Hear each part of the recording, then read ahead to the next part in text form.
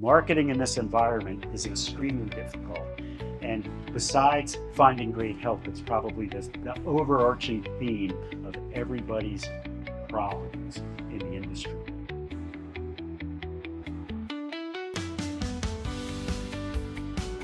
Now, deep dive, power of the detailed P&L. The cost study will have it's got all the regions lined up side by side with a P&L. And I'm not going to go into each and every cost category. I'm going to go into the major ones. Highly recommend that in your company, you create a company budget and you look at your results versus budget, but you also look at it versus historic your company. But then you go out and you get some industry specific, or your how's the industry doing. That is this cost study. And then more specifically, you can go into your region. Okay. And again, I would caution you against saying that this is the holy grail, because the data is only as good as the data. Some of it is sometimes skewed. Here are some of the things that I looked at. The cost of goods sold. We talked about gross margins, right? But and the reciprocal of the gross margin is your cost of goods sold, right? I put selling and advertising, and I put it in yellow, and I'll tell you why in a sec. And then I had the general and administrative costs and the operating profits. And that's where we ended up. Now, the reason that I put selling and advertising in yellow is because when I do a budget, remember I said that everything is a puzzle, right? So I know how much revenue I'm going to do, then I know how many trucks I'm going to need, I know how many technicians I'm going to need, and it's all a percentage. I can do everything in terms of percentages. However, in my marketing, if you look at maybe the 10Ks of Rollins, which is probably the purest pest control flag, the question is, if I budget at 7% or 7.5%, what is that a good way to do your marketing budget? In my opinion, the answer is no. Maybe I want to be real profitable, so I go less than 7%, right? But maybe I want to grow like crazy, right? And so I go in at 20%, right? And so really, if I can do that, and then I can do my budget and show how much money that I'll end up losing, right? If I can fund that through operations, that's fine. But maybe I have to fund it through outside financing or bring some money in, okay? And so I think that that's extremely important, that when you budget, you don't just say, well, let's go with 7.5 or whatever percent on marketing. The question isn't, what should my marketing percentage be? The question should be, how many sales do I want? What's my closing percentage? That means how many leads I have to have. And what am I willing to pay for each lead? And can I go out to the digital or door-to-door or selling Frisbees or whatever you do and make that work, okay? Because it's real easy for me to put it on a spreadsheet. Marketing in this environment is extremely difficult. And besides finding great help, it's probably the overarching theme of everybody's problems in the industry. How come marketing is so expensive? Okay. Now, just as an example, how much should the marketing budget be? Mature companies usually spend 6 to 8%. Startups spend a lot more. If I sign a new customer who's going to give me $500 in revenue, let's say $125 a quarter, right? At 6%, that means that I'm only spending $30 to bring in that sale.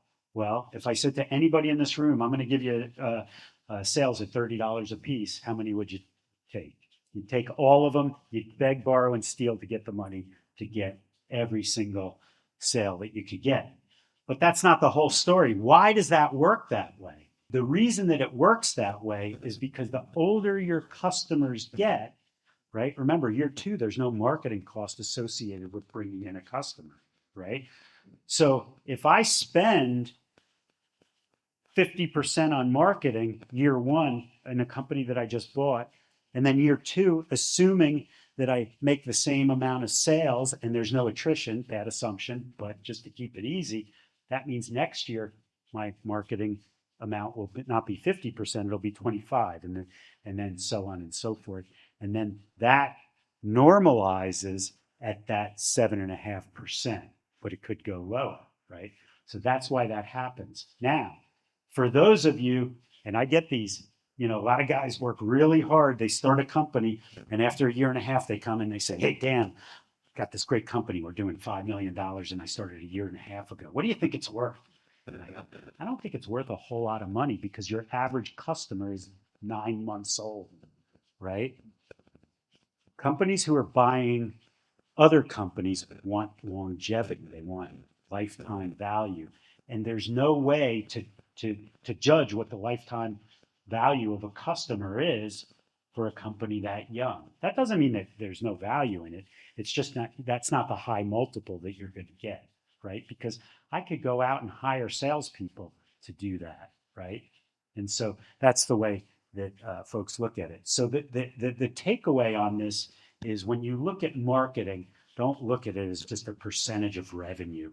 Like you look at, geez, my labor should be this percentage, or my insurance should be this percentage. Marketing is how much do you want to do? How many sales will that make up? That means that how many leads and what is my closing rate? And then what am I willing to pay per lead? So let's move on and look at some of those major items. I look at direct labor, auto, materials, and then COGS. This is the way that it fell out. This is the way that it fell out. I gave the COGS number before. These are the major contributors to it. And then the one that everybody wants to know about is operating profit. Okay. So Southwest 18%, 18% Northeast, West 10.94%. Again, data can be skewed. What is this? This is your operating profit. This includes a profit where the owner compensation is taken out. Okay. Because that's part of it. Some states, the idea is you drive your profit down to zero because maybe there is a entity level tax, but there is no personal tax. So you drive that way down. So that's why this number can vary so significantly, because it depends on what your tax strategy is at the end of the year in terms of how much the owners take. But what we find is that with all add backs and whatnot, best in class companies, and this is a gut reaction. Again, I didn't want to massage the data. This is the way it fell out. I like to see 20% to ownership. That would mean 20%. What makes up that 20% would be wages to owners. It would be net income of the company. It would be toys that, nobody in this room puts, things like that, right? Travel, going to Disney World and maybe attending a seminar on cost studies and things. So, but I like to see that number to be that it should be about 20% to owner. Okay. But that's my gut. Again, this is the way the numbers fell out.